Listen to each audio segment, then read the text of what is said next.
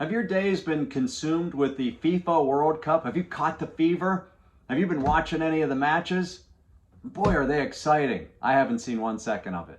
Not that I'm against it. I'm not a soccer fan. I'm not going to lie to you. I'm not a soccer fan. But I did want to catch a few matches of Team USA. Either my schedule conflicted or I just plain forgot about it. Sorry. FIFA World Cup, the biggest tournament on the planet, the beautiful game of soccer. 1 million people plus have converged on the nation of Qatar, or Qatar, however you want to pronounce it. Heard it both ways. A lot of people there, the excitement. I love big events. I love holidays. I love the build up to them, the promotion, everything that leads up to them. I love that. I was a marketing person for years. I still am a marketing person. I love marketing. I love promotion. And every promotion has its positives and negatives. That's for sure. I can attest to that personally.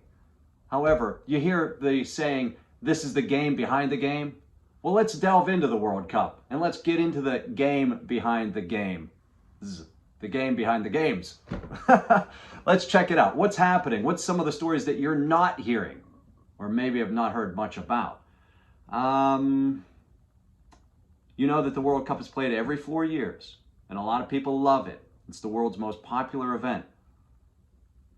But this time it's played for the first time in an Arab nation, a Muslim majority country. It's in Qatar.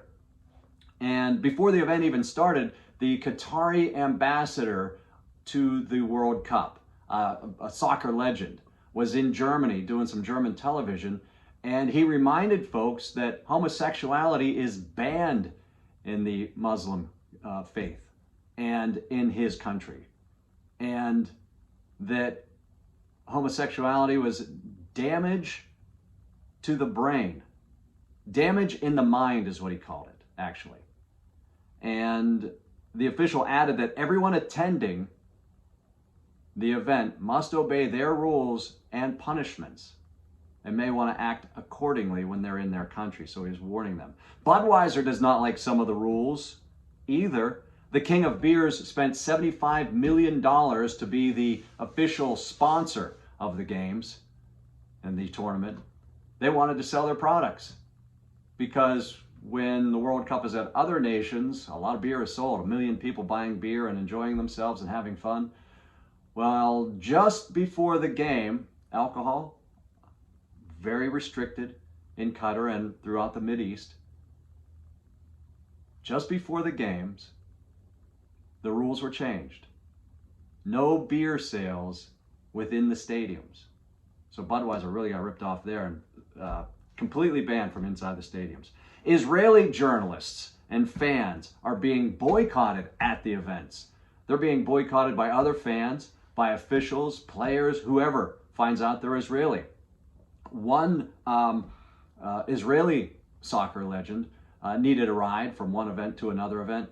A police officer was going to escort him. They got into a conversation in the car on the ride over there. The police officer, the Qatari police officer, thought the man was Portuguese. At the end, he said, "Where are you from?" And he said, "Oh, I'm from Israel." The police officer said, "Had I known that, I would have turned the car around and refused to drive you."